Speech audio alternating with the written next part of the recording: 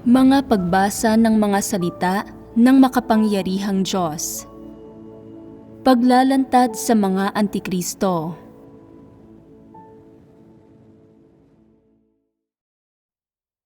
Ikasyam na item. Ginagawa nila ang kanilang tungkulin para lang maging tanyag sila at maisakatuparan ang kanilang sariling mga interes at ambisyon. Hindi nila kailanman isinasaalang-alang ang mga interes ng sambahayan ng Diyos at ipinagkakanulo pa ang mga interes na iyon, ipinagpapalit para sa kanilang personal na kaluwalhatian. Ikapitong bahagi. Ikalawa, ang mga interes ng mga Antikristo. D. Ang kanilang mga kinabukasan at kapalaran. Noong nakaraan, nagbahaginan tayo sa ikaapat na item ng mga interes ng mga Antikristo. Ang kanilang kinabukasan at kapalaran na nahahati sa 5 karagdagang item. Una, balikan ang 5 item na ito. Una, kung paano tinatrato ng mga Antikristo ang mga salita ng Diyos. Ikalawa, kung paano tinatrato ng mga Antikristo ang kanilang tungkulin. Ikatlo, kung paano tinatrato ng mga Antikristo ang mapungusan.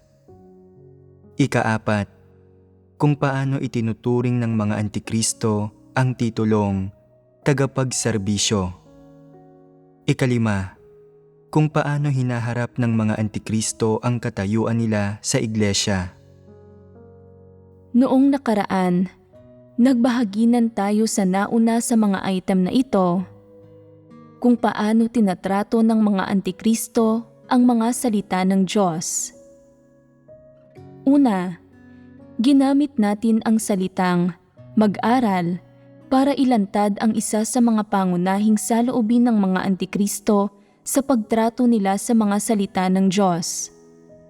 Ang pag-aaral ay isang pangunahin at fundamental na saloobin ng mga taong gaya ng mga Antikristo sa pagtrato nila sa mga salita ng Diyos. Hindi talaga nila tinatrato ang mga salita ng Diyos nang may saloobin ng pagtanggap o pagpapasakop, at sa halip ay sinisiyasat nila ang mga ito. Talagang hindi nila tinatanggap o itinuturing ang mga salita ng Diyos bilang ang katotohanan o bilang ang daan na dapat sundan ng mga tao, at hindi nila tinatrato ang mga salita ng Diyos nang may saloobin ng paghahanap o pagtanggap sa katotohanan.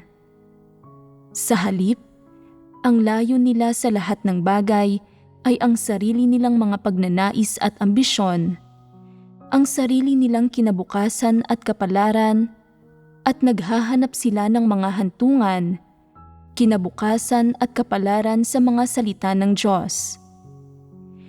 Isa sa pangunahing saloobin nila sa pagtrato sa mga salita ng Diyos ay ang pag-uugnay nila sa mga salita ng Diyos sa sarili nilang kinabukasan at kapalaran sa bawat bagay. Batay sa saloobin nila sa pagtrato sa mga salita ng Diyos, ang kalikasang diwa ng ganitong uri ng tao ay na hindi sila tunay na nananampalataya, tumatanggap, o nagpapasakop sa mga salita ng Diyos. Bagkus ay sinisiyasat at sinusuri nila ang mga ito. Naghahanap sila ng mga pagpapala at mga pakinabang sa loob ng mga ito para magkamit sila ng malaking kalamangan. Batay sa saloobin nila sa pagtrato sa mga salita ng Diyos, gaano sila nananampalataya sa Diyos? Mayroon ba silang tunay na pananalig sa Kanya? Batay sa diwa nila, wala silang tunay na pananalig sa Diyos. Kaya bakit kaya pa rin nilang panghawakan ang mga salita ng Diyos at basahin ang mga ito? Batay sa kalikasang diwa, mga layunin, at mga pagnanais nila, Ayaw nilang makamit ang katotohanan at ang landas ng pagbabago sa disposisyon nila mula sa mga salita ng Diyos, nang sa gayon ay matamo nila ang kaligtasan. Sa halip, gusto nilang hanapin sa mga salita ng Diyos ang lahat ng bagay na gusto nila. Ano ang hinahanap nila? Hinahanap nila ang mga misteryo, ang mga lihim na tanging langit ang nakakaalam, at ilang matayog na doktrina at malalim na kaalaman. Sa makatwid, batay sa saloobin ng ganitong uri ng tao sa pagtrato nila sa mga salita ng Diyos at sa kalikasang diwa nila, sila ay mga ganap na hindi mananampalataya. Ang nais nila ay wala ng iba kundi isang magandang hantungan, magandang kinabukasan at magandang kapalaran. Hindi nila taus-pusong tinatanggap ang mga salita ng Diyos. Sa halip, sinusubukan nilang maghanap ng iba't ibang pagkakataon at paraan sa loob ng mga salita niya para makuha ang mga bagay na gusto nila at para matugunan ang mga pagnanais at ambisyon nila na magkamit ng mga pagpapala. Kaya, hinding-hindi tatratuhin ng ganitong uri ng tao ang mga salita ng Diyos bilang ang katotohanan o bilang ang daan na dapat nilang sundin. Kung may gayong saloobin ang pagtrato ng mga antikristo sa mga salita ng Diyos, ano naman ang saloobin nila sa isa sa mga pinakapangunahing hinihingi sa sangkatauhan sa mga salita ng Diyos, ang paggampan sa tungkulin nila bilang mga nilikha. Ngayon, magbabahaginan tayo tungkol sa pangalawang item. Kung paano tinatrato ng mga antikristo ang kanilang tungkulin at ilalantad natin kung ano ang mga pagpapamalas at saloobin ng mga antikristo kapag ginagawa nila ang tungkulin nila. Ikalawa, kung paano tinatrato ng mga antikristo ang kanilang tungkulin. Hindi tinatrato ng mga antikristo ang mga salita ng Diyos nang may saloobin ng pagtanggap at pagpapasakop. Kaya, syempre ay hindi nila magawang tratuhin ang hinihingi sa kanyang mga salita na gampanan ng sangkatauhan ang kanilang tungkulin bilang mga nilikha na may saloobin ng pagtanggap sa katotohanan. Kaya, sa isang banda, mapanlaban sila sa tungkuling ipinagkatiwala ng Diyos sa tao at ayaw nilang gawin ang tungkulin nila. At sa kabilang banda, natatakot silang mawala ng pagkakataon na magkamit ng mga pagpapala. Dahil dito, nagkakaroon ng isang uri ng transaksyon. Anong transaksyon iyon? Natutuklasan nila mula sa mga salita ng Diyos na kung hindi gagawin ng mga tao ang mga tungkulin nila, pwede silang matiwalag. Na kung hindi nila gagawin ang mga tungkulin nila bilang mga nilikha, hindi sila magkakaroon ng pagkakataon na makamit ang katotohanan. At na kung hindi nila gagawin ang mga tungkulin nila bilang mga nilikha, pwede silang mawala ng mga pagpapala sa kaharian ng langit sa hinaharap. Ano ang ipinapahiwatig nito? Ipinapahiwatig nito na kung hindi gagawin ng isang tao ang tungkulin niya, tiyak na mawawalan siya ng pagkakataon na magkamit ng mga pagpapala. Matapos magtamo ang mga antikristo ng gayong impormasyon mula sa mga salita ng Diyos, at mula sa maraming pagbabahaginan at sermon, nagkakaroon sila ng pagnanais at interes sa kaibuturan ng puso nila na gawin ang tungkulin nila bilang mga nilikha. Ang pagkakaroon ba ng gayong pagnanais at interes ay nagpapakita na kaya nilang taus-pusong gugulin ang sarili nila para sa Diyos at taus-pusong gawin ang tungkulin nila? Batay sa kalikasang diwa ng mga antikristo, napakahirap marating ang puntong ito. Kung gayon, anong nagdudulot na gawin nila ang kanilang tungkulin? Dapat ay may talaan nito sa puso ng bawat isa at dapat ay may ilang partikular na kwento sa loob ng talaang ito. Kung gayon, ano ang hitsura ng talaang ito sa puso ng isang antikristo? Gumagawa sila ng mga napakadetalyado, tumpak, tiyak, at masusing kalkulasyon. Kaya, hindi ito isang magulong talaan. Kapag nagpasya silang gawin ang kanilang tungkulin, kinakalkula muna nila. Kung gagawin ko ang aking tungkulin ngayon, kakailanganin kong isakripisyo ang kasiyahan na makasama ang pamilya ko at kakailanganin kong isakripisyo ang aking propesyon at ang aking makamundong kinabukasan. Kung iiwan ko ang mga bagay na ito para gawin ang aking tungkulin, ano ang makakamit ko? Sinasabi ng mga salita ng Diyos na sa huling kapanahonang ito, ang mga nakakatagpo sa Diyos na nakagagampan ng kanilang tungkulin sa sambahayan ng Diyos at na nakapananatili hanggang sa huli ay ang mga nakakapagkamit ng mga dakilang pagpapala. Dahil iyon ang mga sinasabi ng mga salita ng Diyos, sa palagay ko ay magagawa at maisa sa katuparan ito ng Diyos ayon sa mga salitang ito. Bukod pa rito, maraming ipinapangako ang Diyos sa mga taong ito na nakakagawa ng kanilang tungkulin at kayang gumugol ng kanilang sarili para sa Kanya. Sa pamamagitan ng pag-aaral ng mga salita ng Diyos, pinipili nila ang maraming pangako ng Diyos sa huling kapanahunan sa mga taong gumagawa ng kanilang tungkulin at ito dagdag pa sa kanilang mga personal na imahinasyon at lahat ng kuro-kurong nilikha ng kanilang sariling pagsusuri at pagsisiyasat sa mga salitang ito ay lumilikha ng malalim na interes at udyok sa paggawa ng kanilang tungkulin. Pagkatapos, nananalangin sila sa harap ng Diyos, nangangako at nanunumpa ng taimtim, itinatatag ang kanilang kahandaan na talikuran at igugol ang lahat para sa Diyos.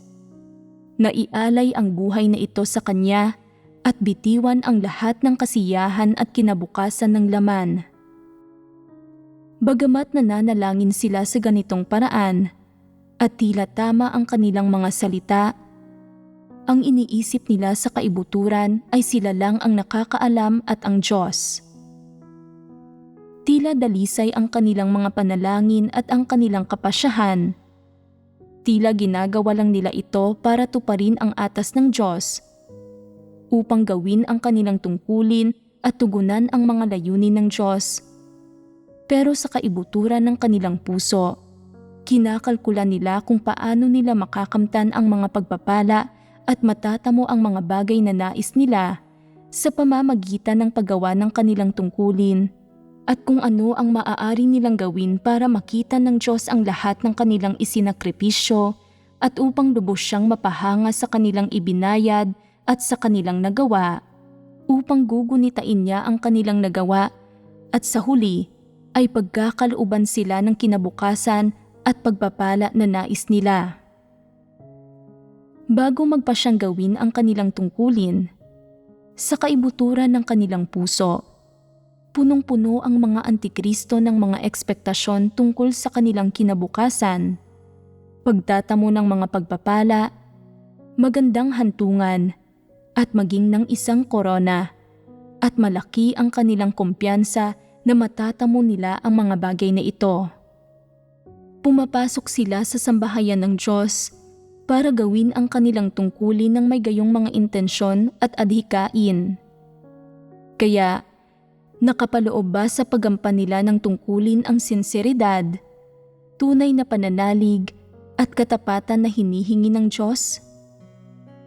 Sa puntong ito, hindi pa makikita ng isang tao ang kanyang tunay na katapatan, pananalig o sinseridad dahil nagkikimkim ang lahat ng isang ganap na transaksyonal na pag-iisip bago nila gawin ang kanilang mga tungkulin. Lahat ay nagdedesisyon na gawin ang kanilang tungkulin batay sa kanilang mga hilig at batay rin sa paunang kondisyon ng kanilang nag-uumapaw na mga ambisyon at pagnanais. Ano ang intensyon ng mga antikristo sa paggawa sa kanilang tungkulin? Ito ay upang makipagkasunduan para makipagpalitan. Masasabi na ito ang mga kondisyon na itinatakda nila para sa paggawa ng tungkulin. Kung gagawin ko ang aking tungkulin, dapat akong magtamo ng mga pagpapala at magkaroon ng magandang hantungan. Dapat kong makamit ang lahat ng pagpapala at pakinabang na sinabi ng Diyos na inihanda para sa sangkatauhan. Kung hindi ko makakamit ang mga ito, hindi ko gagawin ang tungkuling ito. Pumapasok sila sa sambahayan ng Diyos para gawin ang kanilang tungkulin nang may mga gayong intensyon, ambisyon at pagnanais. Tila mayroon silang kaunting sinseridad at syempre, para sa mga bagong mananampalataya at sa mga kakasimula pa lang na gawin ang kanilang tungkulin, maaari din itong tawagin na kasigasigan. Ngunit walang tunay na pananalig o katapatan dito. Mayroon lamang antas ng kasigasigan. Hindi ito matatawag na sinseridad. Kung pagbabatayan ang saloobing ito ng mga antikristo sa paggawa sa kanilang tungkulin, ito ay ganap na transaksyonal at puno ng kanilang mga pagnanais sa mga pakinabang tulad ng pagtatamo ng mga pagpapala, pagpasok sa kaharian ng langit, pagkakamit ng korona, at pagtanggap ng mga gantimpala.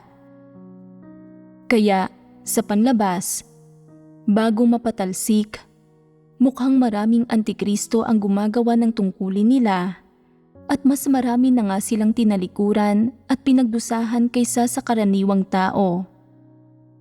Ang iginugugol nila at ang halagang ibinabayad nila ay kapantay ng kay Pablo at hindi rin masasabi na hindi sila gaanong abala kumpara kay Pablo. Isa itong bagay na nakikita ng lahat. Sa usapin ng pag-uugali nila at ng kagustuhan nilang magdusa at magbayad ng halaga, nararapat na wala silang makuha.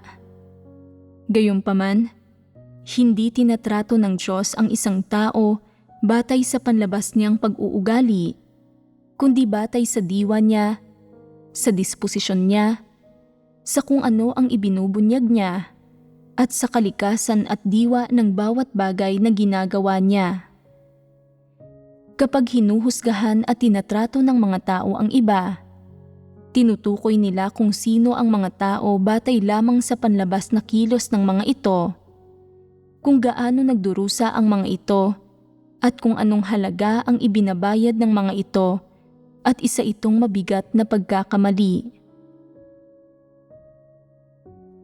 Ang saloobin ng mga antikristo sa pagtrato sa tungkulin nila ay ganito na mula pa noong simula.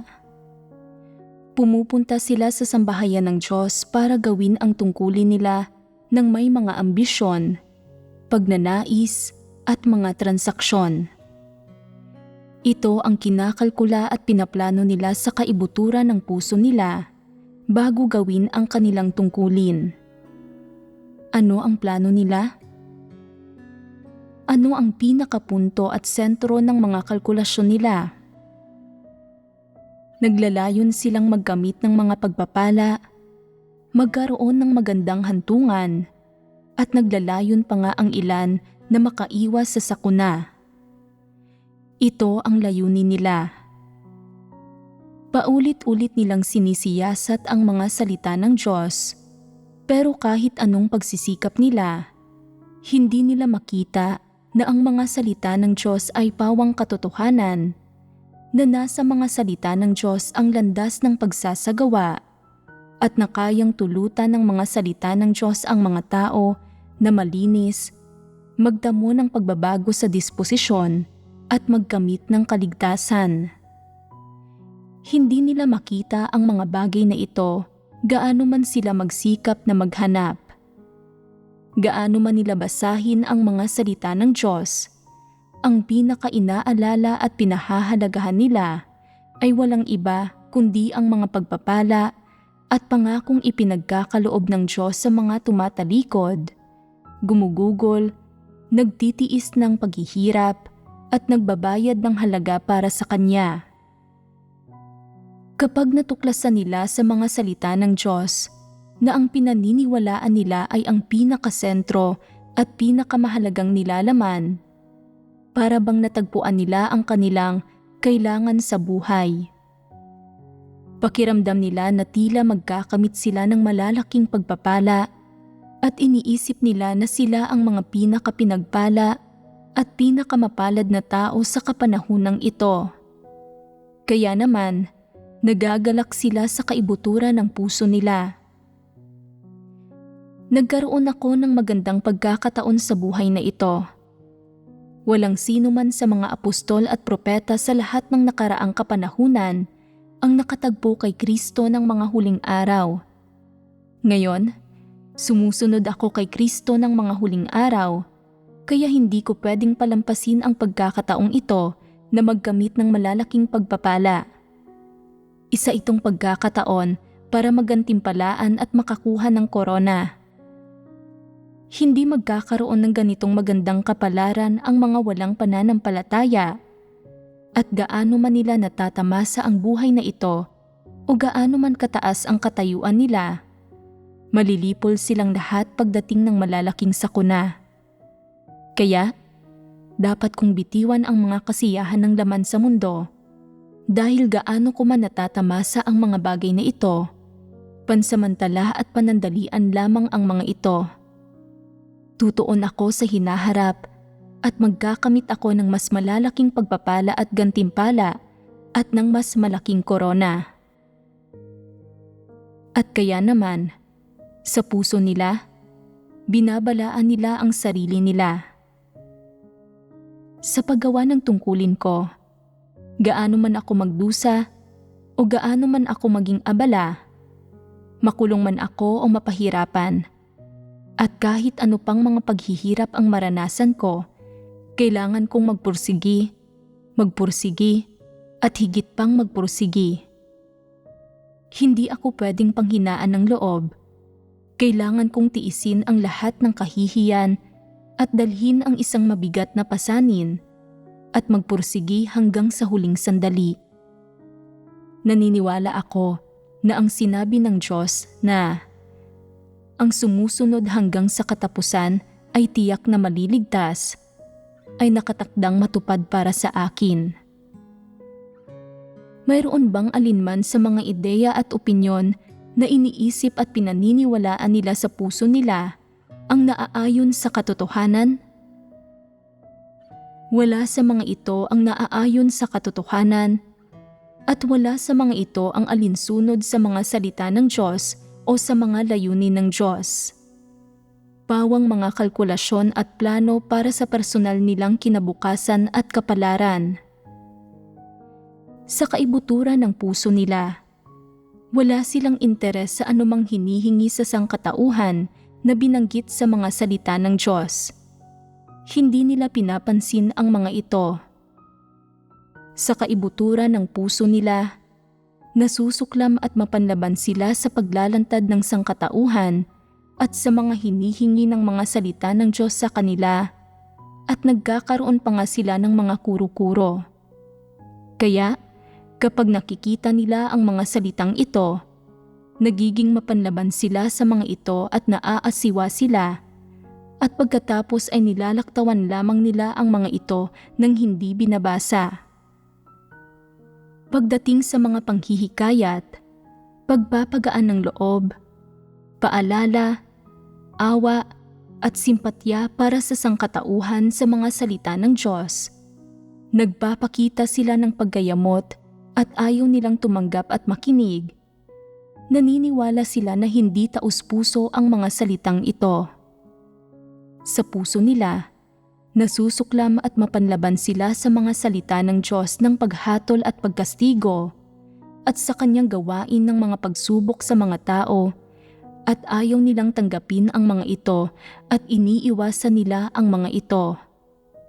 Sa halip, lubos lamang silang interesado sa mga salita tungkol sa mga pangako o pagpapala ng Diyos para sa sangkatauhan, at madalas pa nga nilang binabasa ang mga ito para matugunan ang sabik na pagnanais ng puso nila na magkamit ng mga pagpapala. Sabik silang marapture kaagad tungo sa kaharian ng langit at mapalaya sa lahat ng pagdurusa. Kapag hindi na nila kayang magpursigi sa paggawa ng tungkulin nila at nagkaroon sila ng mga pagdududa tungkol sa kung magkakamit ba sila ng mga pagpapala at humihina ang pananalig nila, o kapag hindi matatag ang determinasyon nila at gusto nilang umurong, binabasa nila ang mga salitang ito at ginagawang motibasyon ang mga ito sa paggawa ng tungkulin nila.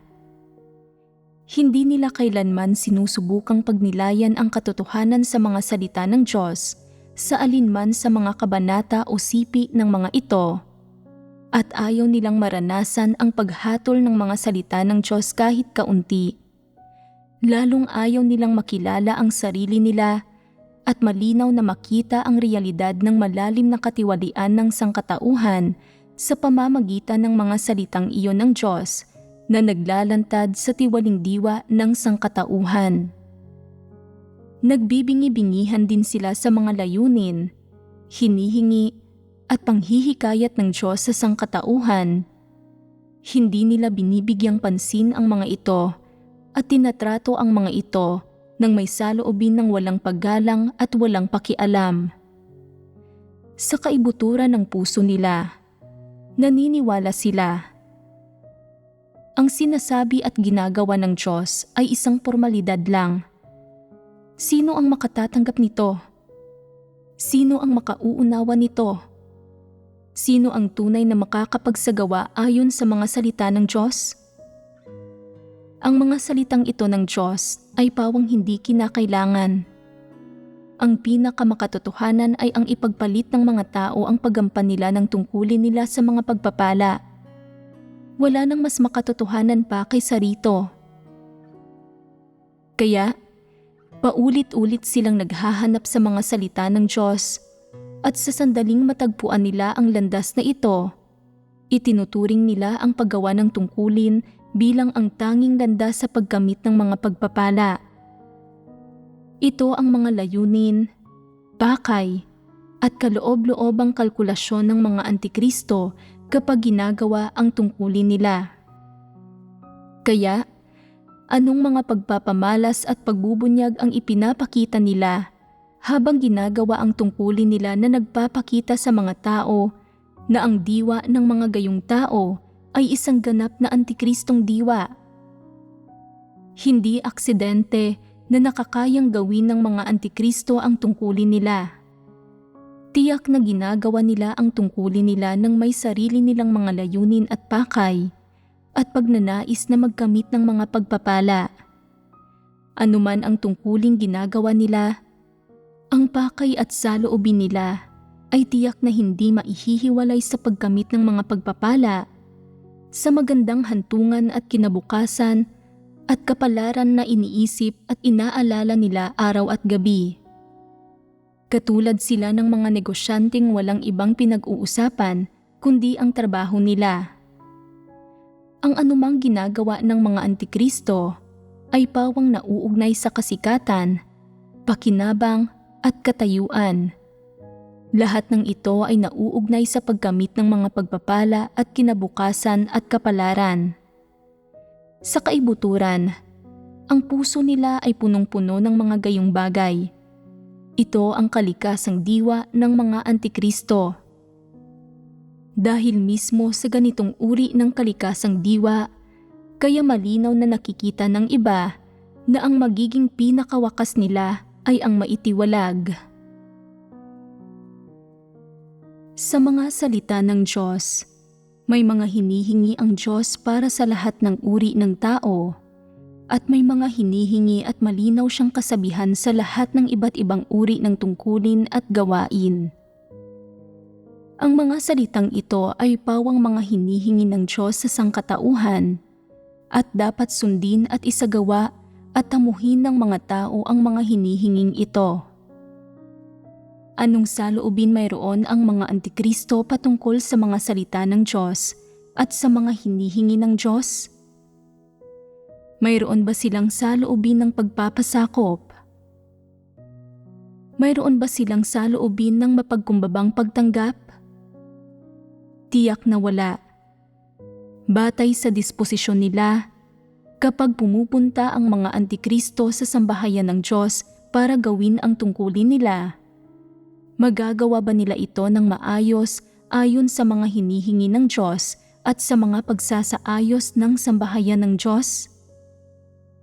Tiyak na hindi nila magagawa. Kapag ginagawa ng mga Antikristo ang tungkulin nila, ang una nilang iniisip ay hindi kung ano ang mga prinsipyong nauugnay sa paggawa ng tungkulin nila, kung ano ang hinihingi ng Diyos, o kung ano ang mga panuntunan ng sambahayan ng Diyos. Sa halip, ang una nilang inaalam ay kung pagpapalain o gagantimpalaan ba sila sa paggawa ng tungkuling ito.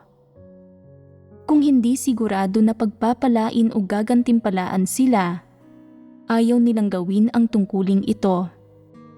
At kahit gawin nila, magiging pabaya sila. Mabigat sa kalooban na ginagawa ng mga Antikristo ang kanilang tungkulin para makakuha ng mga pagpapala. Itinatanong din nila kung magagawa ba nilang magpakitang gilas at kung titingalain ba sila kapag ginawa nila ang tungkuling ito, at kung malalaman ba ng itaas o ng Diyos kung gagawin nila ang tungkuling ito. Ito ang lahat ng bagay na isinasaalang-alang nila kapag ginagawa nila ang isang tungkulin. Ang unang gusto nilang matiyak ay kung anong mga pakinabang ang maaari nilang makuha sa paggawa ng isang tungkulin at kung maaari ba silang pagpalain. Ito ang pinakamahalagang bagay sa kanila.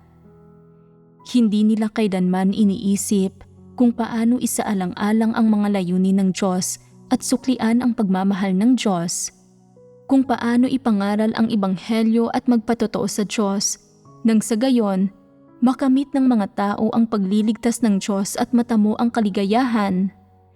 Lalong hindi nila kailanman hinahangad na maunawaan ang katotohanan o hinahanap kung paano lutasin ang kanilang mga tiwaling disposisyon at isabuhay ang isang wangis ng tao. Hindi nila kailanman isinasaalang-alang ang mga bagay na ito. Ang iniisip lang nila ay kung maaari ba silang pagpalain at magkamit ng mga pakinabang, kung paano magkaposisyon, kung paano magkaroon ng katayuan, kung paano nila makukuha ang pagrespeto ng mga tao, at kung paano mamukod-tangi at maging pinakamahusay sa iglesia at sa karamihan ng tao. Tiyak na ayaw nilang maging mga ordinaryong tagasunod. Gusto nilang laging maging una sa iglesia, ang may huling salita, maging mga leader, at mapakinggan sila ng lahat. Saka lamang sila makokontento. Nakikita naman ninyo na ang puso ng mga Antikristo ay nag-uumapaw sa mga bagay na ito. Tunay nga ba silang gumugugol para sa Diyos? Taus-puso ba nilang ginagawa ang kanilang tungkulin bilang mga nilikha? Kung gayon, ano ang gusto nilang gawin? Ang humawak ng kapangyarihan. Tama iyon. Sinasabi nila, para sa akin, gusto kong mahigitan ang lahat ng tao sa sekular na mundo. Kailangan na ako ang maging una sa anumang grupo. Ayaw kong pumangalawa lang at hindi ako kailanman magiging isang sidekick. Gusto kong maging isang leader at ang may huling salita sa anumang grupo ng mga tao na kinabibilangan ko. Kung hindi ako ang may huling salita, susubukan ko ang lahat ng posibleng paraan para kumbinsihin kayong lahat, para respetuhin ninyo akong lahat, at para piliin ninyo ako bilang leader. Sa sandaling may katayuan na ako na ang may huling salita, kailangan nang makinig sa akin ang lahat.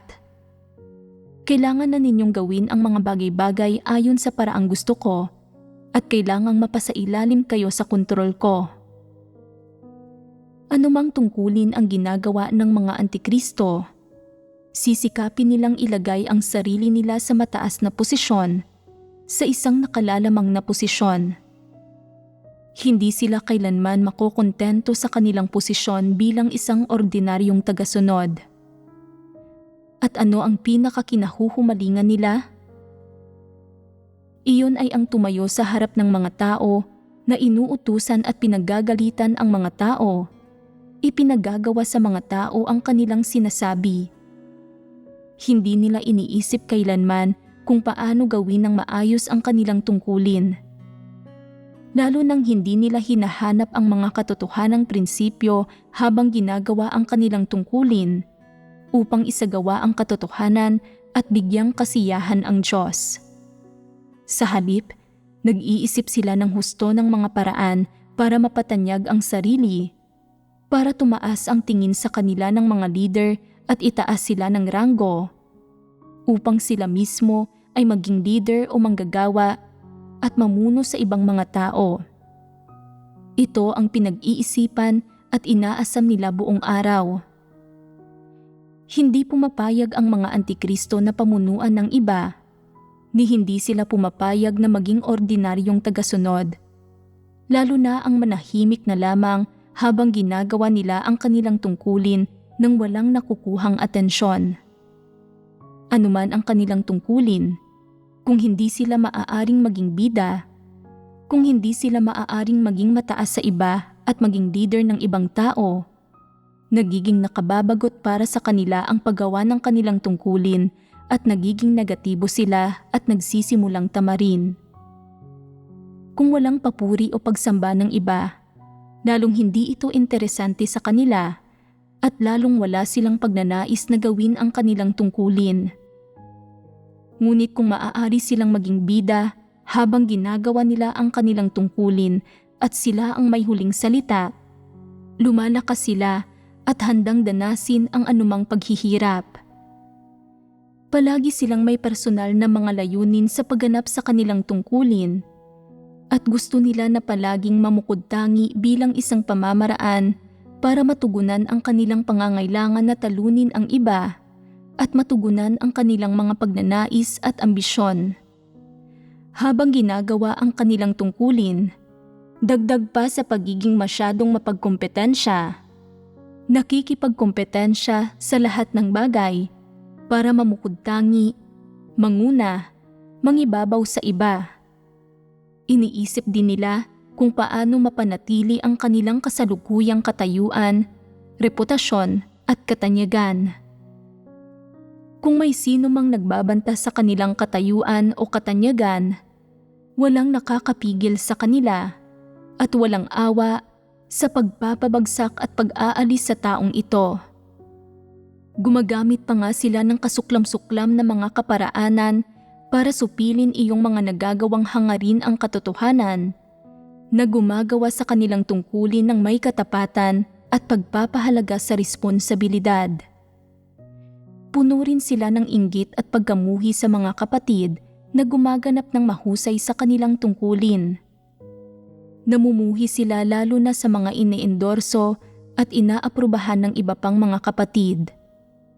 Naniniwala sila na malaking banta ang gayong mga tao sa pinagsisikapan nilang matamo, sa kanilang reputasyon at katayuan, at isinusumpa nila sa kanilang puso na, "Ikaw o ako o ikaw, walang puwang para sa ating dalawa. At kung hindi kita ibabagsak at tatanggalin, hindi ko matatanggap iyon." Sa mga kapatid na nagpapahayag ng ibang opinyon, na naglalantad sa kanila o nagbabanta sa kanilang katayuan, wala silang habag. Iniisip nila ang anumang maiisip nila para may makalap sila tungkol sa mga ito, para husgahan at kondinahin ang mga ito, para siraan at pabagsakin ang mga ito, at hindi sila titigil hanggat hindi nila nagagawa iyon. Mayroon lamang silang isang saloobin sa pagtrato nila sa sinumang tao. Kung banta ang taong iyon sa katayuan nila, bababagsakin nila ito at aalisin. Ang lahat ng masugid nilang tagasunod ay mga taong nambobola sa kanila at anumang masasamang bagay na ginagawa ng mga taong ito at gaano man kalaki ang pinsalang idinudulot nila sa gawain ng iglesia at sa mga interes ng sambahayan ng Diyos, pagtatakpan at poprotektahan sila ng mga tagasunod nila. Habang ginagawa ang tungkulin nila, palaging pinamamahalaan ng mga antikristo ang sarili nilang kasikatan, pakinabang at katayuan. Pinamamahalaan ang nagsasarili nilang kaharian. Ang diwa ng paggawa ng tungkulin nila ay ang ipaglaban ang nagsasarili nilang kaharian at ipaglaban ang sarili nilang kinabukasan at kapalaran. Ang ilang antikristo ay namumuno sa humigit kumulang 12 tao sa isang maliit na pangkat, at ang iba naman ay namumuno sa isang iglesia ng mga tao o higit pa. Gaano man karaming tao ang pinamumunuan nila, kontrolado na nila ang mga taong ito habang ginagawa ang mga tungkulin nila at ginagamit nila ang kapangyarihan bilang hari sa mga taong ito. Hindi sila nag-aalala kung gaano kinokondina at kinasusuklaman ng Diyos ang mga gayong bagay. Ang mahalaga lang sa kanila ay ang panatilihing mahigpit ang pagkakahawak nila sa kapangyarihan at mahigpit na kontrolin ang mga taong iyon na nasa ilalim nila na kaya nilang kontrolin. Sa makatwid, batay sa mga layunin at motibasyon ng mga antikristo sa paggawa ng mga tungkulin nila, malupit at buktot ang diwa nila. Kaya, batay sa pag-uugali nila habang ginagawa ang mga tungkulin nila, anong disposisyon ang inihahayag nila? Malupit din ang disposisyon nila. Paano na ilalarawan ang malupit na disposisyong ito? Bagamat nagdurusa sila ng paghihirap at nagbabayad ng halaga habang ginagawa ang mga tungkulin nila, wala sa mga tungkuling ginagawa nila ang ginagawa ayon sa mga salita ng Diyos. Habang ginagawa ang mga tungkulin nila, hindi talaga nila ipinapatupad ang mga pagsasaayos ng gawain, lalong hindi nila hinahanap ang mga prinsipyong itinakda ng sambahayan ng Diyos para sa bawat gampanin. Tinutugunan lamang nila ang pansarili nilang mga kagustuhan at ang pagnanais nila sa kapangyarihan, at pati na ang personal nilang kahilingan na palagi silang may ginagawa. Mga kondisyon ang lahat ng ito na pinaniniwalaan ng mga antikristo na magbibigay sa kanila ng korona. Nag-iilusyon silang nag-iisip, kung gagawin ko lang ng ganito ang mga bagay-bagay, kung magbabayad ako ng halaga, tatalikuran at igugugol ko ang sarili ko, siguradong bibigyan ako ng Diyos ng korona at gagantimpalaan niya ako sa huli. Hindi nila kailanman pinapansin o sineseryoso ang mga hinihingi at prinsipyong binibigyang diin at paulit-ulit na isinusulong sa sangkatauhan sa mga salita ng Diyos. Itinuturing lang nila ang mga iyon bilang mga kasabihan. Ang mentalidad nila ay, anuman ang mga hinihingi mo, hindi ko pwedeng pakawalan ang kapangyarihan ko o ang mga paghahangad ko. At hindi ko pwedeng bitiwan ang mga kahilingan o ambisyon ko. Kung wala ako ng mga bagay na ito, ano pa ang mag-uudyok sa akin o magiging motibasyon ko na gawin ang mga tungkulin ko? Ito ang ilan sa mga pagpapamalas ng mga antikristo kapag ginagawa ang mga tungkulin nila. Anuman ang sinasabi ng mga salita ng Diyos at anuman ang mga hinihinging pamantayan at prinsipyo ng itaas para sa iba't ibang gampanin, hindi nakikinig ang mga antikristo at hindi nila pinapansin ang mga ito.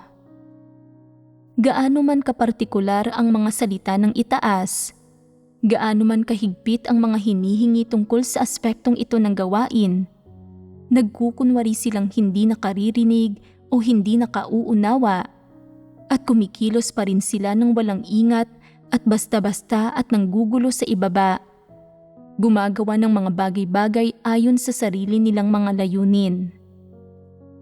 Naniniwala sila na kung gagawin nila ang mga bagay-bagay ayon sa mga pamamaraan na hinihingi ng itaas, mawawala ang katayuan nila at malilipat at maglalaho ang kapangyarihang hawak nila. Naniniwala sila na ang paggawa ng mga bagay-bagay ayon sa katotohanan at ayon sa mga hinihingi ng mga salita ng Diyos ay isang di halatang pag-atake at pagkakait sa kapangyarihan nila. Pag-atake ito sa personal nilang reputasyon. Iniisip nila, hindi ako ganoon kahangal. Kung tatanggapin ko ang mga opinyon ninyo, hindi ba't magmumukha akong walang kakayahan at walang talento sa pamumuno? Kung tatanggapin ko ang mga opinyon ninyo, kung aaminin ko na mali ako, makikinig pa rin ba sa akin ang mga kapatid ko pagkatapos niyon? Magkakaroon pa rin ba ako ng katanyagan? Kung gagawin ko ang mga bagay-bagay ayon sa mga hinihingi ng itaas, hindi ba't mawawalan ako ng pagkakataon na ipangalandakan ang sarili ko? Sasambahin pa rin ba ako ng mga kapatid kung magkagayon? Makikinig pa rin ba sila sa sinasabi ko? Kung wala sa kanila ang makikinig sa sinasabi ko, ano pa ang silbi ng paggawa ko ng tungkuling ito? Paano ko pa magagawa ang gawaing ito? Kung wala akong awtoridad sa grupo at bumaba ang katanyagan ko, at kung silang lahat ay makikinig sa mga salita ng Diyos at magsasagawa ayon sa mga katotohanang prinsipyo, hindi ba't magiging walang kabuluhan ang pamumuno ko? Hindi ba't magiging parang puppet na lang ako? Kung gayon, paano pa ako gaganahan sa paggawa ng mga bagay na ito? Kung walang kabuluhan ang pamumuno ko at walang saysay ang anumang ginagawa ko, magkakaroon pa kaya ako ng anumang magandang kinabukasan? Ang nais ng mga antikristo ay maipwesto sila sa itaas ng lahat ng iba pa sa anumang grupo, nang sa gayon ay makakuha sila ng korona at mga gantimpala sa hinaharap. Naniniwala sila na hanggat nagiging bukod-tanging tao at pinuno sila ng iba sa gitna ng hinirang na mga tao ng Diyos, magiging karapat-dapat silang makatanggap ng korona at ng malalaking pagpapala sa hinaharap. Kaya, hindi pa kakawala ng mga antikristo ang kapangyarihang hawak nila sa anumang oras at hindi sila magpapakampante sa anumang sitwasyon. Natatakot sila na kung magpapabaya sila kahit kaunti, mawawala o hihina ang kapangyarihang hawak nila. Kapag ginagawa nila ang mga tungkulin nila, hindi nila ginagawa ang mga ito ng buong husay sa sarili nilang posisyon. Hindi nila ginagawa ng maayos ang mga tungkulin nila at hindi sila nagpapatotoo sa Diyos ayon sa mga prinsipyo ng mga salita ng Diyos at sa kanyang mga hinihingi. Sa halip, ginagamit nila ang mga gayong pagkakataon para mahigpit na panghawakan ang korona na pinaniniwalaan nilang malapit na nilang matanggap. Kahit pa natutupad ng ilang antikristo ang mga hinihingi ng sambahayan ng Diyos bilang isang hanay ng mga regulasyon, hindi pa rin iyon mapapakita na mga tao silang tumatanggap sa katotohanan at nagpapasakop sa mga salita ng Diyos. Ano ang dahilan sa likod nito? May ilang antikristo na habang ginagawa ang mga tungkulin nila ay palaging nais umangkin ng kapangyarihan at tugunan ang pagnanais nila para dito, at palaging gustong magkaroon ng katayuan at sermonan ang mga tao at utus-utusan ang mga ito mula sa isang posisyon ng katayuan. Pero ang ilang antikristo ay iba at mayroon silang ganitong pag-aalala. Ang ibong nag-uunat ng kanyang leeg ang unang nababaril.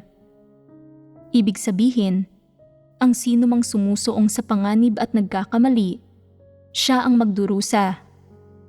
Hindi ako magiging ganoon kahangal.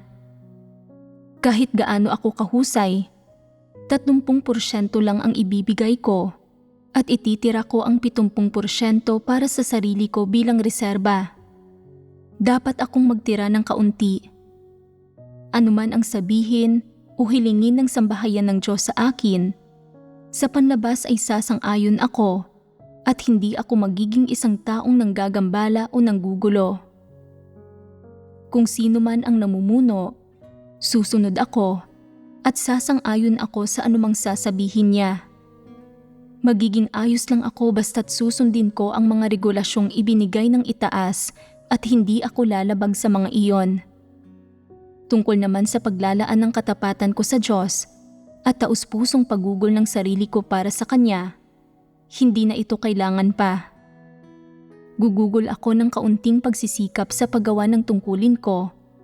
Katanggap-tanggap na ang paggawa ng sapat lang at hindi ako magpapakahangal.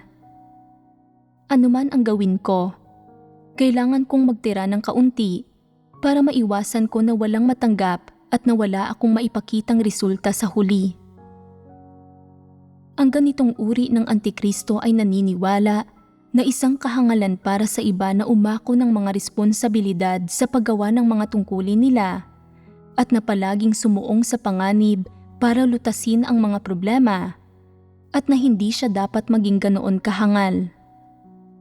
Sa puso niya, alam niya na kung may sino mang naghahangad ng katayuan at namamahala ng sarili niyang kapangyarihan, sa malaot madali ay malalantad din siya. Pero upang maisagawa ang katotohanan, kailangan niyang magbayad ng halaga, magsikap, mag-alay ng kanyang sinseridad at maging tapat. Kakailanganin niyang magdusa ng maraming paghihirap at hindi siya handang gawin iyon. Gumagamit siya ng pamamaraan ng pakikipagkompromiso. Hindi siya sumusuong sa panganib o umaatras. Nananatili siya sa gitna. Naniniwala siya. Gagawin ko ang anumang ipinapagawa sa akin. Iraraos ko lang ang gawain at tatapusin ito. At kung ipapagawa ito sa akin ng mas maayos, hindi ko ito gagawin. Para magawa ito ng mas maayos, kakailanganin kong magbayad ng mas malaking halaga at suriin ang mas maraming materyal. Magiging masyadong nakakapagod ito. Kung bibigyan ako ng Diyos ng mga karagdagang gantimpala dahil ginawa ko iyon, ayos lang. Pero parang wala namang sinasabi ang mga salita ng Diyos tungkol sa mga karagdagang gantimpala. Dahil ganito ang kaso, hindi ko na kailangang magdusa at magpakapagod. Mas mabuting maghinay-hinay lang ako. Magagawa ba ng maayos ng gayong tao ang tungkulin niya? Makakamit ba niya ang katotohanan? Matatanggap ba ng mga taong hindi nagsusumikap sa katotohanan, bagkus ay nagiging pabaya o negatibo at nagpapakatamad sa gawain nila ang pagsang-ayon ng Diyos? Tiyak na hindi.